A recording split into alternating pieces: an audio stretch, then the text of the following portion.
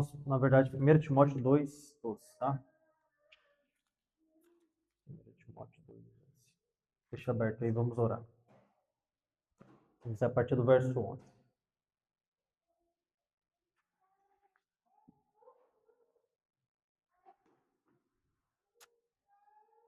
Vamos orar.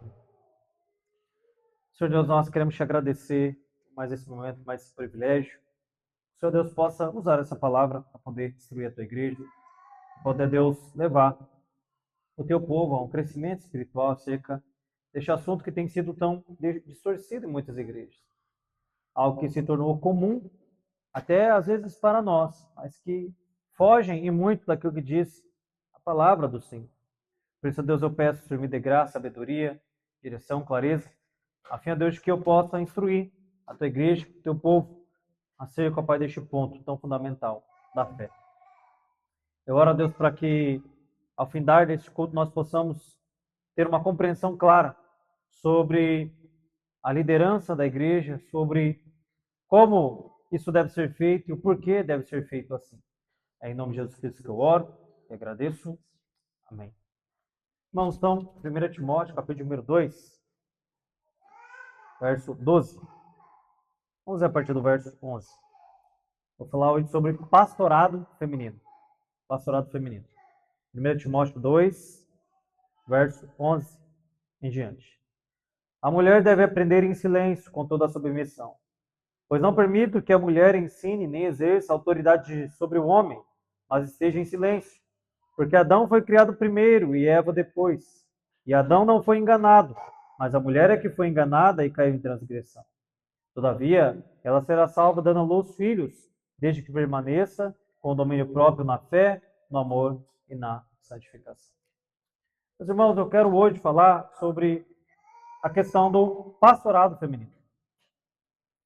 E que, para mim, olhando para esse texto sagrado, é muito claro de que o que tem acontecido hoje em muitas igrejas é uma notória desobediência ao que diz a palavra do Senhor.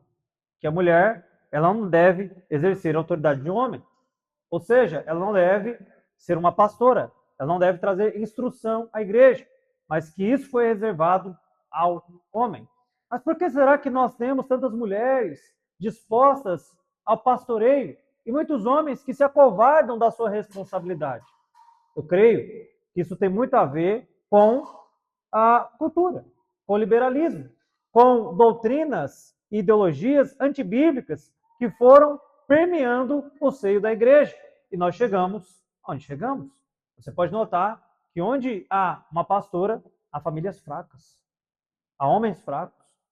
Sim, quando a mulher ela assume um papel que não é o dela, a igreja enfraquece, a sociedade enfraquece, a família enfraquece. Portanto, eu quero hoje fazer a exposição desse texto com a graça de Deus.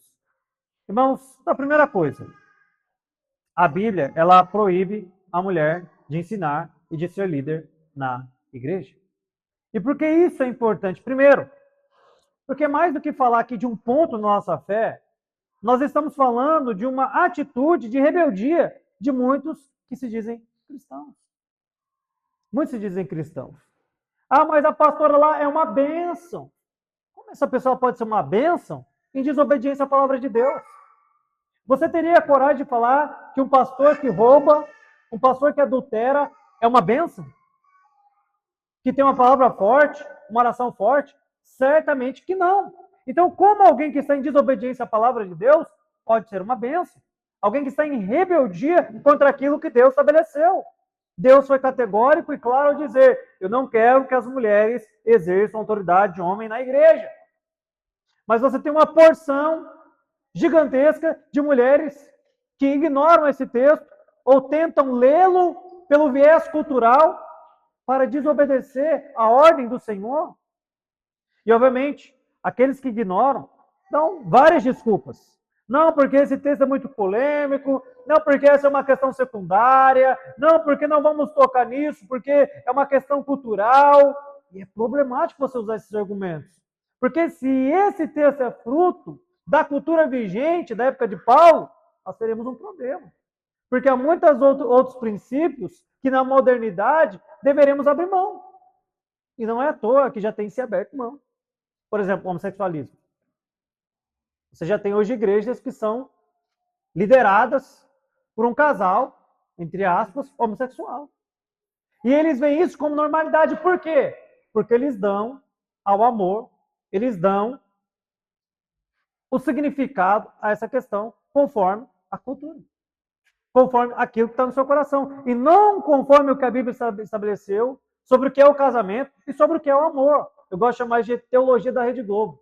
Você tem a sua verdade, eu tenho a minha verdade. E todos nós estamos certos. Não, não, não, não. Há uma verdade absoluta. E quando se trata, irmãos, da liderança da igreja, Deus ele foi claro ao dizer como e por quem ela deve ser liderada.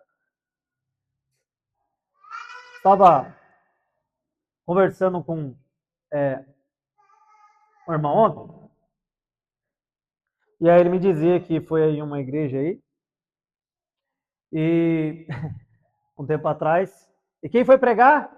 Quem era a preletora da noite? A pastora. E a pastora chegou e disse, olha, vocês vejam o tanto que eu amo a Deus. Eu deixei o meu esposo cuidando do meu filho em casa para estar aqui com vocês. É sério isso?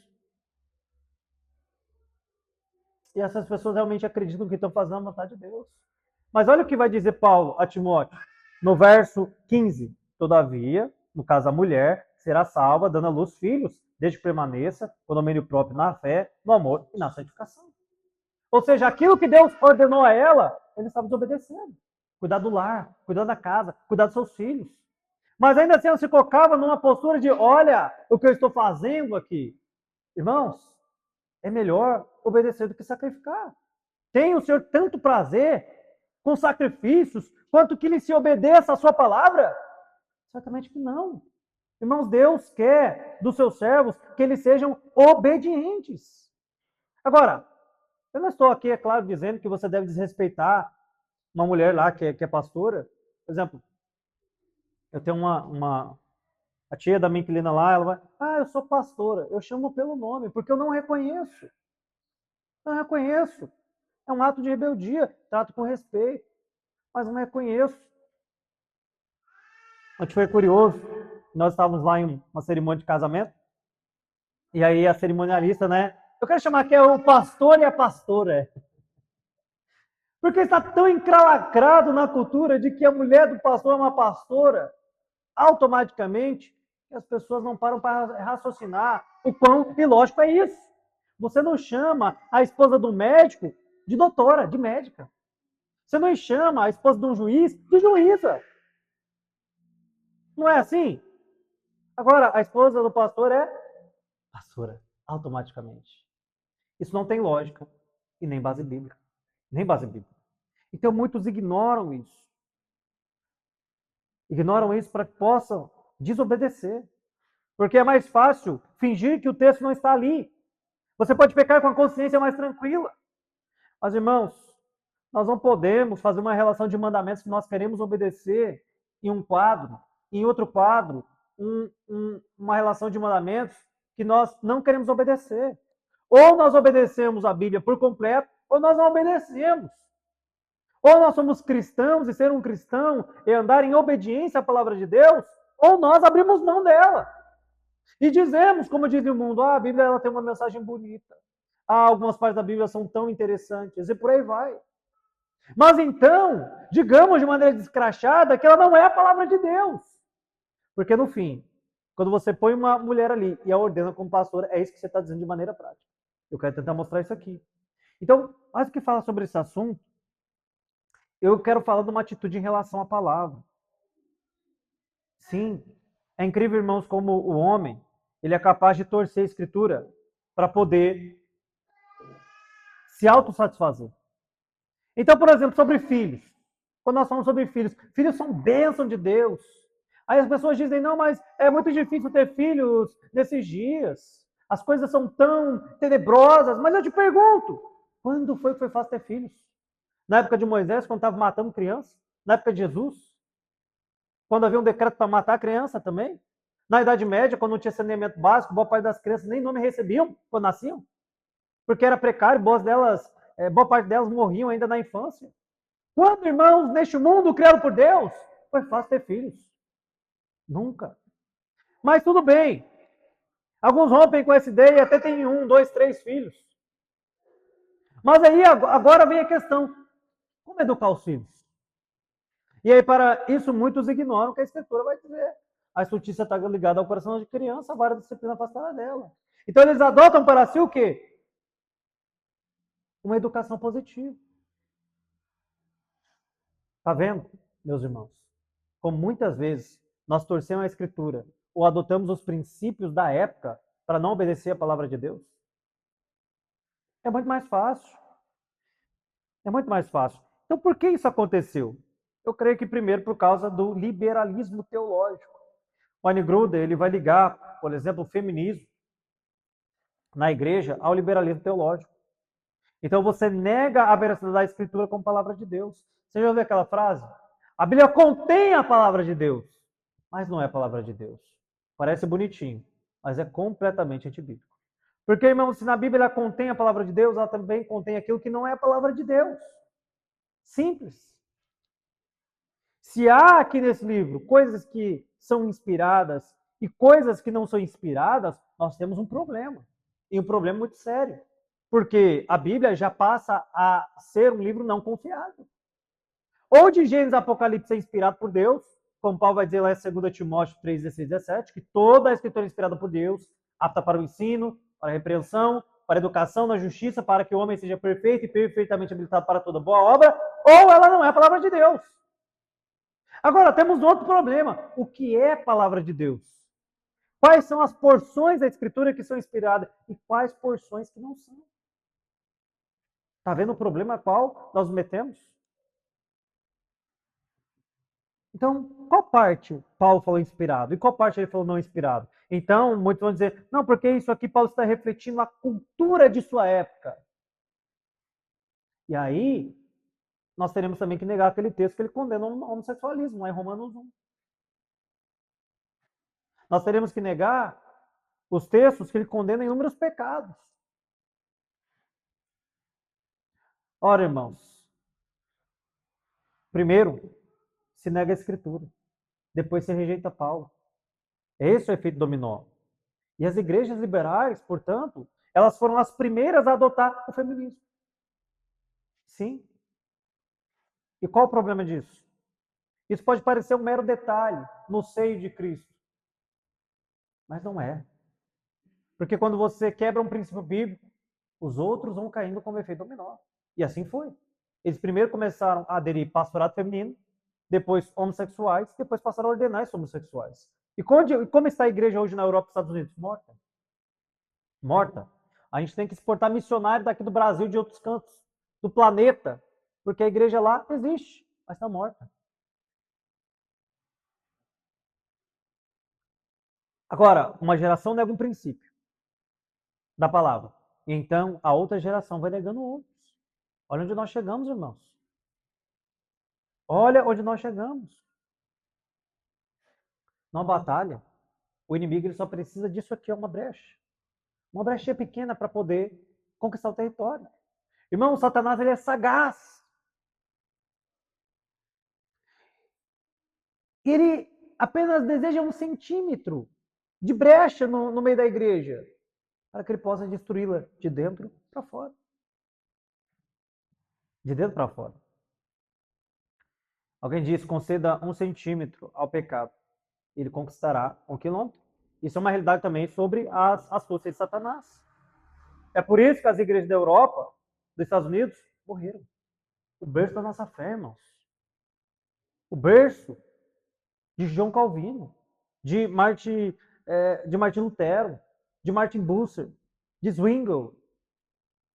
O berço de reformadores. Igrejas que fizeram a diferença não apenas ali, mas no mundo. Não mais existe. Olha o perigo. Agora, eu creio que uma outra peça que faz a igreja abrir mão desse princípio é a pressão cultural. Meus irmãos, não se engane acerca da influência que a cultura tem sobre você. Então, nós podemos sim sucumbir a pressão no mundo. Por exemplo, lembra na época da pandemia? 2019, 2020, 2021, 2022 a gente começou a ter um pouco mais de respiro dessa questão. Mas nesses 2 anos que houve essa epidemia, como é que muitos ficaram? Desesperados. Então, nós vimos pessoas morrer, você ligava a sua televisão e faltava escorrer sangue. E logo começaram a vir os protocolos, as vacinas e as metodologias de proteção. Então eles diziam, fique em casa. Eles começaram a fazer uma separação entre serviços essenciais e serviços não essenciais. Então eles começaram a inventar doses de vacinas. Eles começaram a dizer, usem máscara. E por aí vai. Tudo isso sem comprovação científica.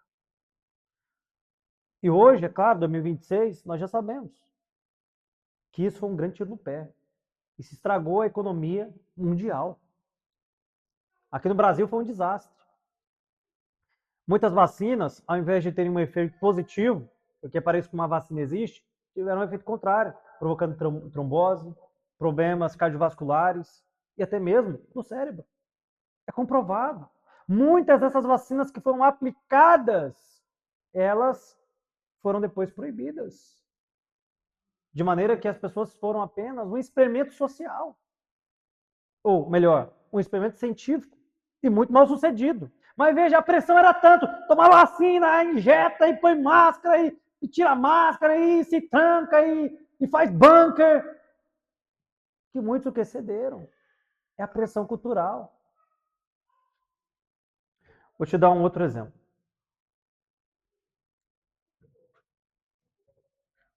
Hoje, a sexualidade é normalizada. Então você é muito capaz de ir a um shopping e lá tem um pôster gigante de uma mulher nua, de lingerie, e você passa e tipo, não. Você não vê nenhum problema nisso. Ah, é só uma propaganda de marketing. Né? E por quê? Porque a cultura já te imbuiu. A cultura já te envolveu. Ora, nós como cristãos deveríamos ver isso e ficar escandalizados. Que pouca vergonha é essa? Mas está ali. Está ali. No shopping. Onde nós vamos passear com a nossa família. Mas tudo isso foi entrando sorrateiramente pela cultura. Lembra lá? Piscina do Gugu. Horário nobre na TV. Mulheres de biquíni e homens seminu tentando pegar um sabonete numa piscina. E nós rimos e nós nos divertimos com aquilo. Caiu na normalidade. Foi normalizado. Tu tá vendo como às vezes você não vê essas questões mais? Por quê? Por causa da pressão cultural. Então, o falso pastor, irmãos, ele vai interpretar a Bíblia à luz da cultura. O que estão dizendo hoje? Estão dizendo que homossexualismo não é mais pecado? Então, não é. Davi amou Jonatas. E o amor deles excedia o amor por mulheres. Deus é amor. Toda forma de amor é válida. Que loucura. Toda forma de amor é válida. Se isso for verdade, nós teremos, irmãos, que aceitar, por exemplo, o pedófilo. Porque se toda forma de amor é válida, o amor de um adulto por uma criança também está correto. Perceba o absurdo que é isso. Mas a cultura tem tentado, através de uma pressão ferrenha, por minorias, grupos LGBTs, enfiar isso goela abaixo. E digo a vocês, não vai demorar muito para que comecem a obrigar as igrejas a fazer o casamento gay. E aqueles que se negarem serão processados, serão perseguidos. Sim. Nos obrigarão, através de pressão e legislação, a negar nossa fé. E aí o que acontece? O pastor modernete que interpreta a Bíblia à luz da cultura vai achar lindo, vai fazer. Mas o pastor bíblico será perseguido. Irmãos, se a cultura diz que a grama é rosa, mas a Bíblia diz que ela é verde, então esses pastores modernetes, eles dão um jeito de conciliar isso. Bom, veja bem, dependendo do ângulo que você olha, essa grama aqui, ela não é tão verde assim, ela é um pouquinho rosa também. É porque você cresceu achando que ela era verde, mas na verdade ela sempre foi rosa. E vão te ensinando assim. Então, eles começam negando a escritura, fazendo esse malabarismo para tentar encaixar a cultura com a Bíblia. E o que sai disso? Uma quimera. Uma quimera é um animal mitológico que tem cabeça de vários animais. Ou seja, uma anomalia. E olha para a igreja moderna, irmãos.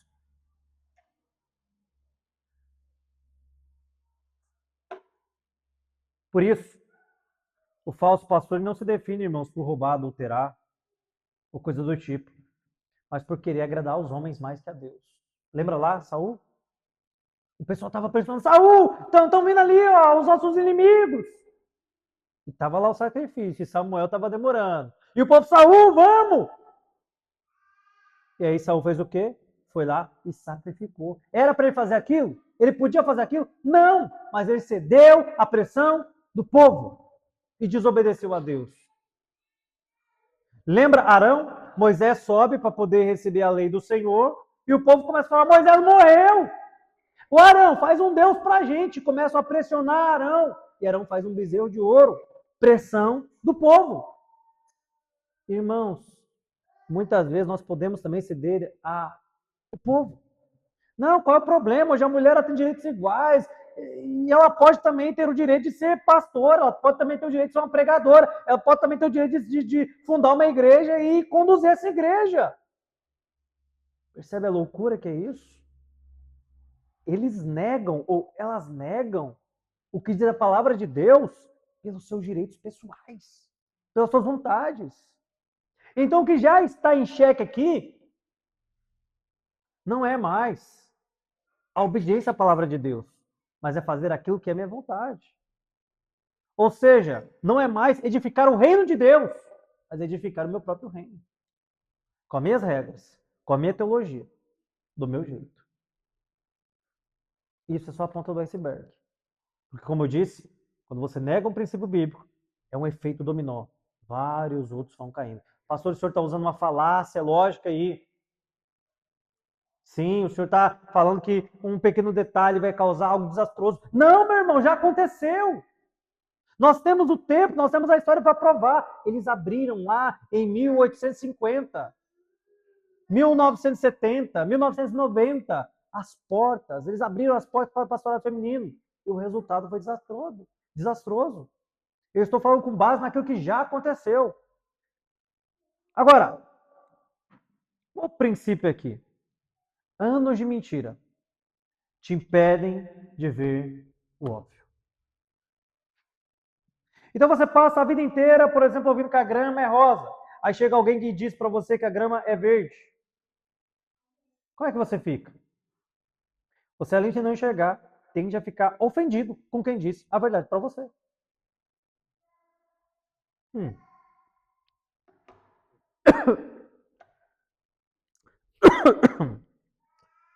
Deixa eu tentar te explicar isso aqui. Boa parte de nós veio do catolicismo. E talvez a sua bisavó, a sua avó, a sua mãe, você eram católicos romanos.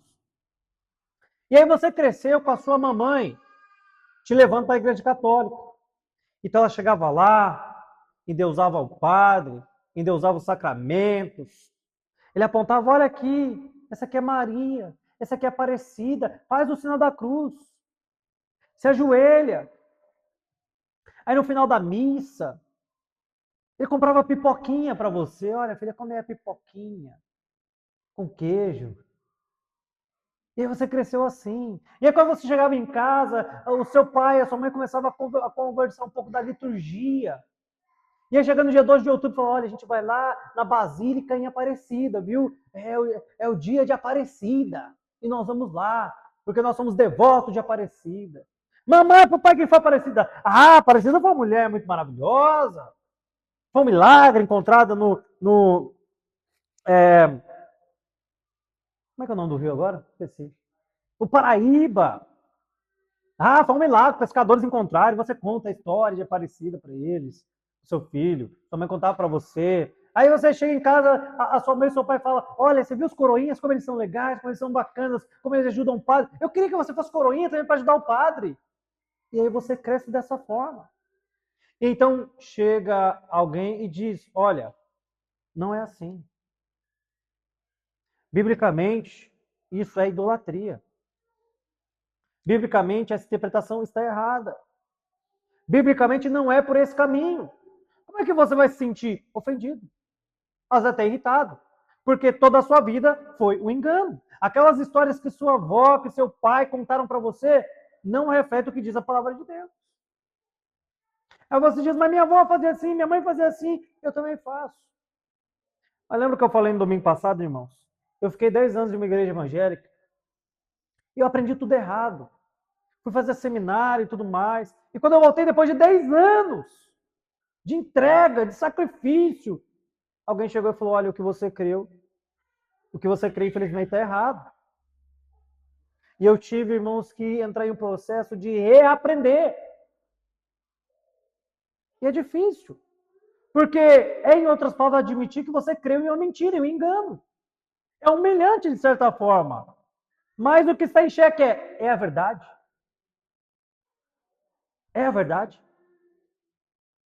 Porque Jesus é o caminho, a verdade e a vida. Se é verdade, eu devo abandonar qualquer crendice que eu aprendi e me apegar à palavra de Deus. Eu vou te dar um outro exemplo.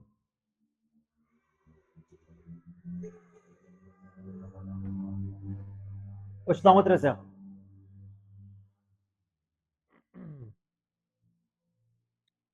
Imagine que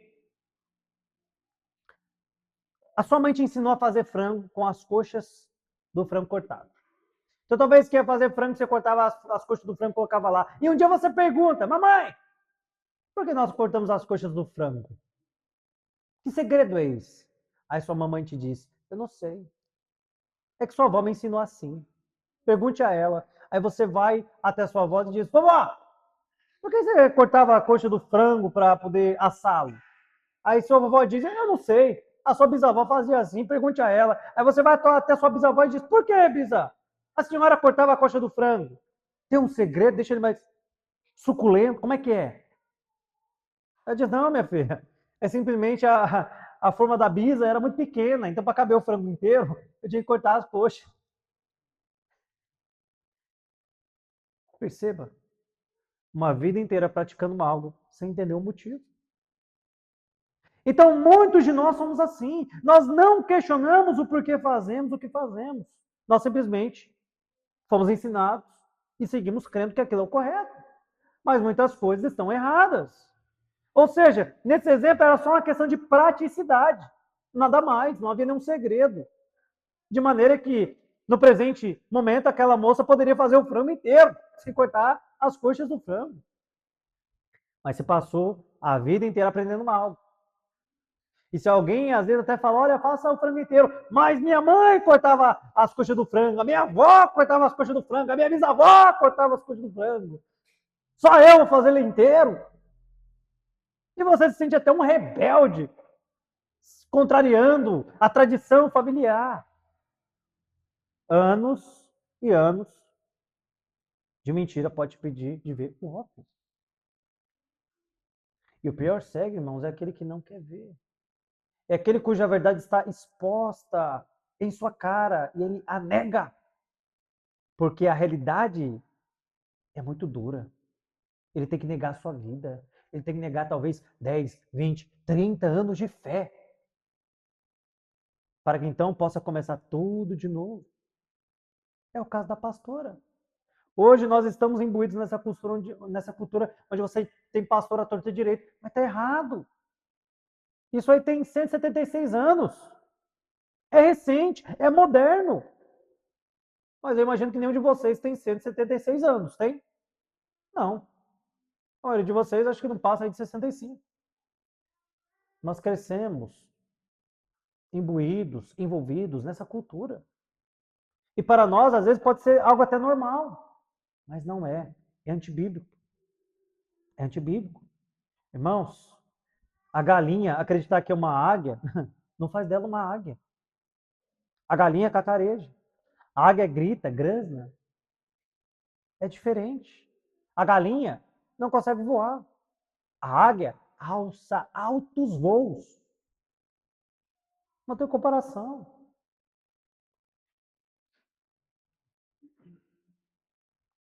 Agora,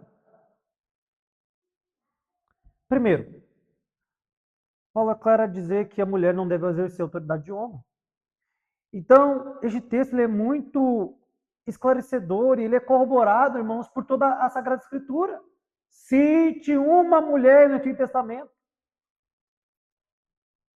que liderava o povo de Deus. Ou no Novo Testamento, em posição de liderança da igreja. Não há. Pastora Raquel. Raquel era pastora de bicho, animal. E pela ausência de homem. E pela ausência de homem. Mas de Débora? Débora era juíza, não era sacerdotisa. Vamos chegar lá. Não tem. Antigo Testamento, sacerdotes. Novo Testamento, 12 apóstolos e presbíteros, homens. O Senhor Jesus Cristo ele poderia vir e falar: olha, é o seguinte, eu vim aqui acabar com esse patriarcado, com esse machismo. Primeiro que isso já é algo que não existia na época. Algo que não existia na época. Eles chamam isso de anacronismo. Não existia machismo, não existia nada disso na época. Mas o que Jesus faz? Ele escolhe 12 homens. Os apóstolos escolhem presbíteros. Lá em 1 Timóteo 3, 1, ao falar das características exigidas para a liderança, ele fala apenas sobre homens. E Débora?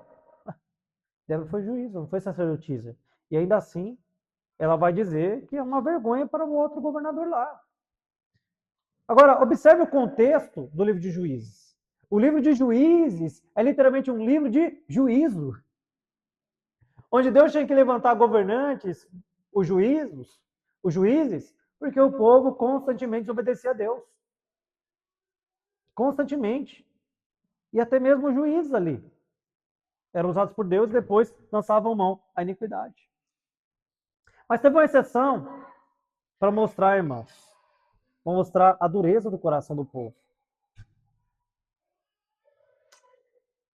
Então, argumentos contrários. Primeiro, Paulo estava errado. Então, para você embasar o pastoral feminino, a primeira coisa, a primeira conclusão lógica é essa. Paulo estava errado. Paulo estava errado. Paulo errou ao escrever isso aqui. E aí tem um problema. Porque onde mais Paulo errou? O que mais ele escreveu que não era inspirado? A segunda coisa, ignorar as passagens polêmicas. Então, já que é difícil, não vamos ter uma posição clara. Nossa única posição clara é que quem defende um lado está errado.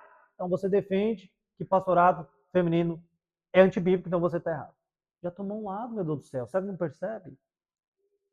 A neutralidade é um lado. Eu sei, há assuntos na Bíblia que de fato são difíceis, escatologia, por aí vai. Agora, o problema, irmãos, é que a Bíblia deixou passagem bem clara sobre o pastorado feminino. Bispo seja marido, homem. Não permito que a mulher ensine, nem exerça a autoridade de homem. A mulher aprenda em silêncio. Não dá para ficar em terreno neutro. Nós precisamos tomar uma decisão. O Wayne Groder, comentando esse texto, vai dizer o seguinte: se Deus falou especificamente, precisamos ter cuidado para a alegação não sabemos, não se torne apenas uma desculpa para desobedecermos aos mandamentos. É claro. Não tem dificuldade. Desobediência é desobediência. Até 1850, irmãos, não tinha nenhuma pastora. 1850, vamos fazer o cálculo aqui? 1850 mais 50, 1900. 1.900 mais 100, 2.000. Mais 26. Quanto que dá aí? 176 anos. Antes disso, não tinha mulher liderando a igreja. Não tinha. Eu não estou falando que não tinham servas de Deus, irmãs que contribuíram e muito na história da igreja. Eu estou falando que nenhuma delas tinha dúvida sobre esse texto. E elas não ousavam usurpar uma posição a qual Deus não deu a elas. Mas o que aconteceu? Ora, de 1850 a 1950, a gente teve a primeira e a segunda onda do feminismo. Em 98, a gente tem a terceira onda do feminismo, na década de 90, na verdade. E aí, com as publicações feministas, as passagens que antes eram claras passaram a ser polêmicas. Então, o N. Gruner vai dizer o seguinte: antes do advento das publicações feministas evangélicas, nos anos de 1970, as passagens polêmicas de hoje sobre as mulheres no ministério não eram consideradas obscuras. Não tinha dúvida. 1970, irmãos. Nessa época que alguns de vocês poderiam já ser nascidos. Não tinha dúvida. Mas então com as publicações das feministas evangélicas, aí já é uma contradição. Ou você é feminista, ou você é cristã, os dois não dá.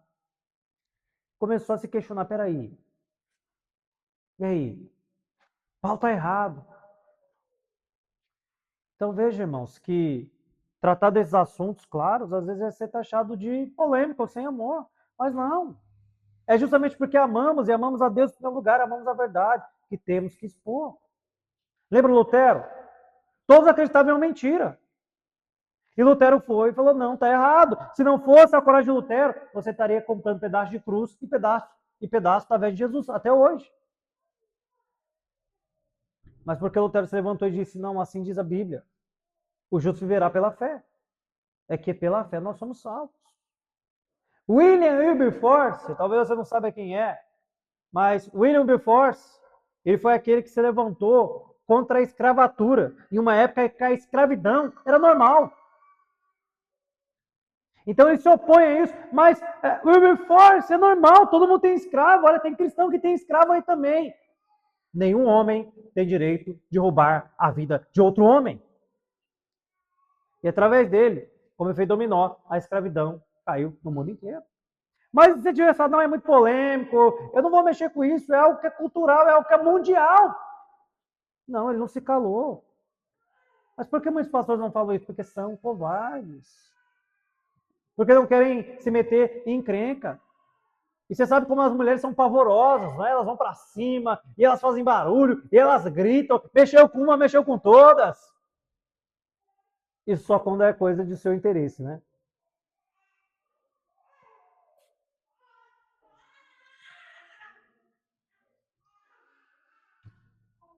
A mulher, irmãos, há uma falácia que diz que a mulher ela pode exercer autoridade desde que esteja debaixo da autoridade do marido. Tá bom, não está escrito isso. Cadê o texto bíblico que dá base para isso? Não tem. A mulher, ela não pode exercer a autoridade de homem. E ponto. Ah, mas o marido é pastor. E daí? E daí?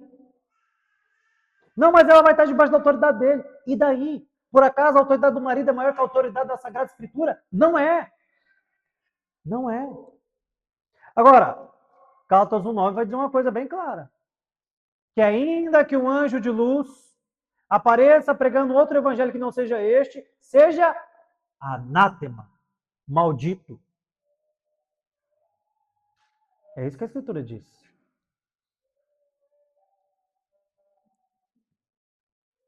Ah, não, mas você tinha lá as filhas de Felipe que eram profetisas, elas profetizavam. Mas quem disse para você que profetizar é a mesma coisa que ensinar? Wayne Gruden, comentando 1 Coríntios 11, 4 ao verso 5, vai dizer o seguinte: profetizar é exprimir algo que Deus trouxe à mente espontaneamente, ao passo que ensinar é explicar ou aplicar a Escritura. Profecia, irmãos, é diferente de ensino. Totalmente diferente. Lembra lá em Efésios 4, quando vai falar dos dons, eles se foram para pastores, outros para profetas, mestre, evangelista, e por aí vai. É diferente.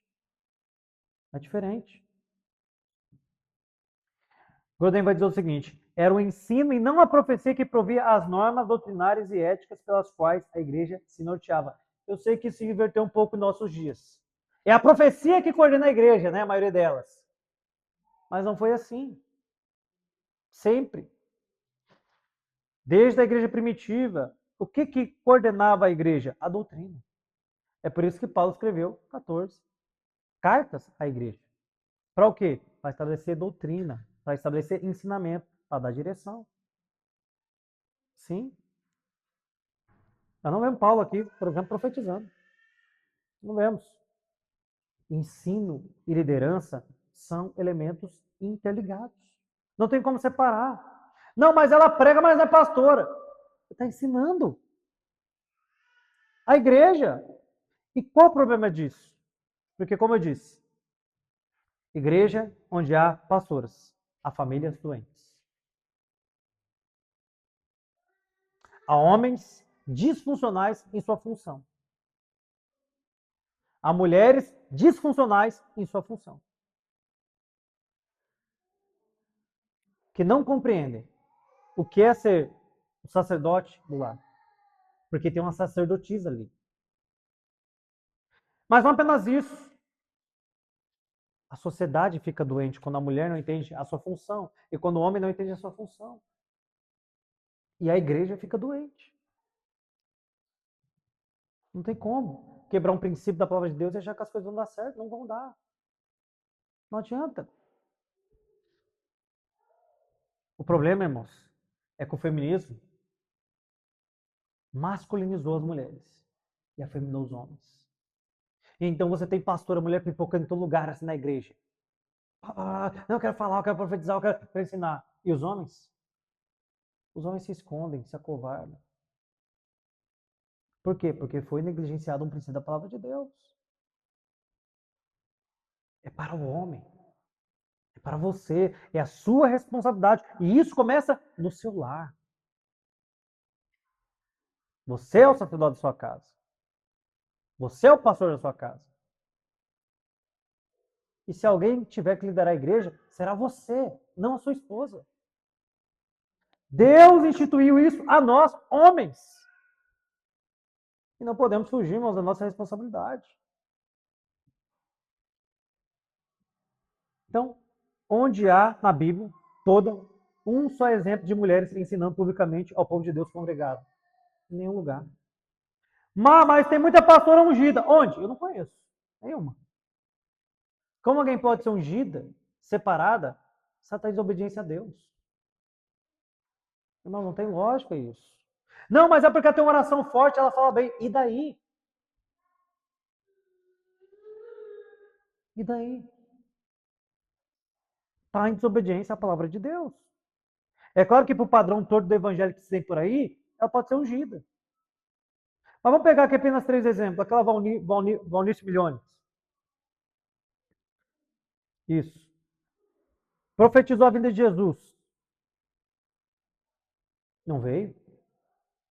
Profetizou que a Marina Silva ia ser presidente do Brasil. Também deu errado.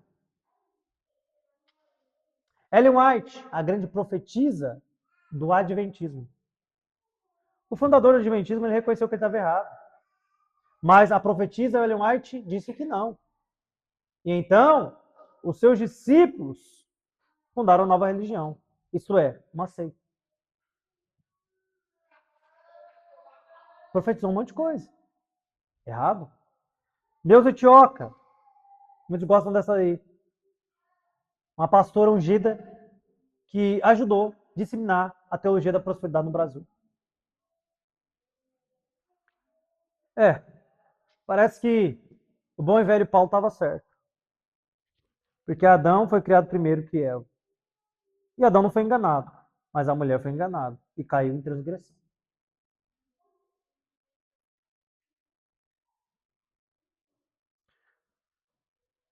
Uma mulher chegou a um pastor e disse: Pastor, eu quero exercer o ministério. Eu posso? Ele disse: Você tem filhos? Ela disse: Sim. Então vá e cuide deles. Lá está o seu ministério. Mesmo, irmãos, que essas mulheres ensinem corretamente, o que é impossível, porque elas já estão negando o princípio da palavra de Deus, a experiência de uma pessoa não é mais importante do que a escritura. E se nós começamos a fazer da experiência algo acima da palavra de Deus, a igreja vai virar uma bagunça.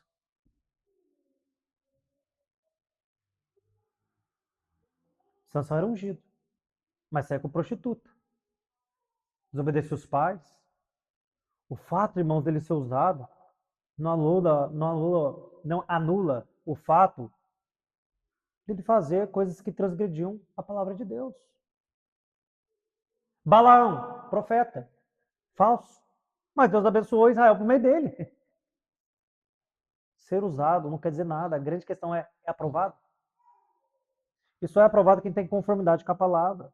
Ah, mas vocês não cumprem o mandamento do véu, lá de 1 Coríntios 11:5.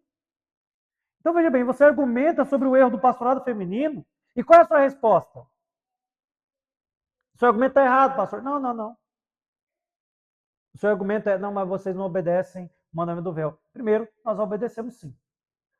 Segundo, o argumento dessas pessoas é, já que nós fazemos uma coisa errada, vamos então fazer duas. É lógico isso, porque um pecado chama outro, uma bênção chama outro.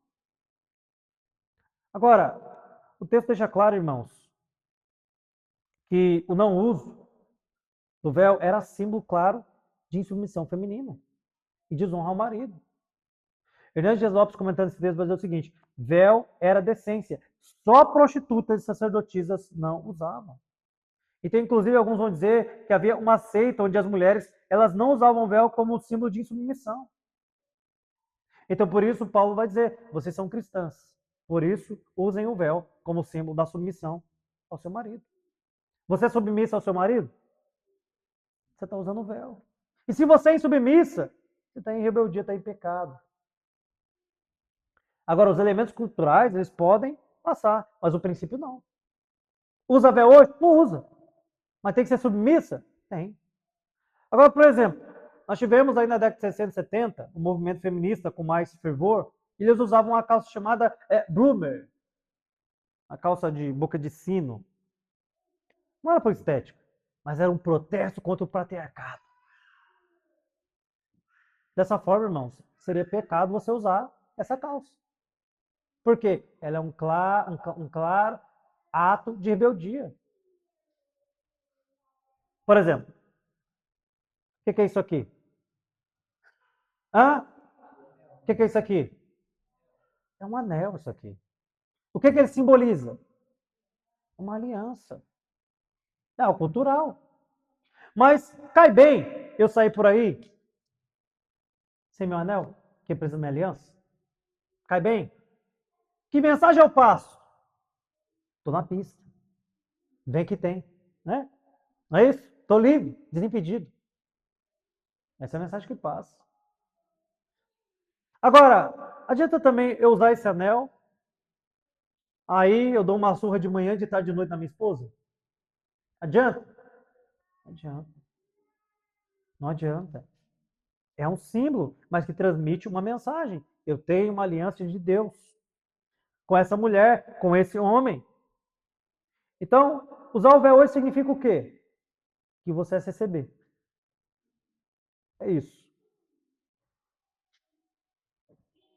Usar o véu hoje não significa nada. Mas deixar de usar aqui o anel, que é um símbolo, é dizer que você está desimpedido. Então, o símbolo, sim, você tem que usar. Se você é casado, você tem que usar seu anel aí. Ah, mas ela já se vira nos 30. Vira nos 30. Mas você percebe, irmãos, o argumento sempre é errado. O argumento não vem da Bíblia. Pastor, então o que é isso? Irmãos, para mim um claro desejo de se rebelar contra o mandamento divino. Não, pastor, jamais. Tenta mostrar esse texto para uma pastora. Ela vai apelar para esses argumentos. Cultural, relativismo, e aí temos um problema. Então, por fim, o que as mulheres podem fazer afinal na igreja? Ora, um monte de coisa. A mulher pode orar, a mulher pode cantar em público, a mulher ela pode falar a outras mulheres, a gente tem reuniões aqui, os chás, as irmãs ensinam outras irmãs. Ela pode ensinar particularmente outra irmã. Pode evangelizar. Olha o tanto de coisa que a mulher pode fazer. Mas o que ela quer fazer? Comer do fruto proibido. Ser pastora. Eu não quero isso aí, não. Eu quero título, eu quero ser pastora. Vai pastorear a sua casa, minha irmã. Seus filhos. Já basta. É o que o texto manda. Até porque, irmãos, liderança é fardo. E quem carrega fardo? O homem. E o homem ele tem essa disposição natural à liderança. A mulher, ela possui uma disposição natural ao cuidado de pessoas. Ontem a irmã lá falou assim, entregou o meu bebê pro marido, né? O João Lucas. Ó, sua tarefa é segurar esse bebê sem entregar para a mãe dele. Eu falei, irmã, essa tarefa é impossível, porque nem eu consigo. Quando eu chorar, eu entrego para a mãe. Ela dá um leitinho para ele aí, dá um mamar para ele ficar tranquilo. E por quê? Porque Deus criou a mulher assim. Com disposição à maternidade. Com cuidado. A Bíblia chama de o vaso frágil. E não para inferiorizar ela. Porque um leão, irmãos, ele não é inferior, porque ele não sabe voar. É só diferente. O homem e a mulher são iguais em valor. Mas têm funções diferentes. No lar, na sociedade e na igreja. Então o que está em xeque aqui é, vamos obedecer a palavra de Deus ou não? Com a graça de Deus, irmãos, o meu desejo é que nós possamos ser uma igreja que obedece a palavra do Senhor. Amém? Vamos colocar de pé.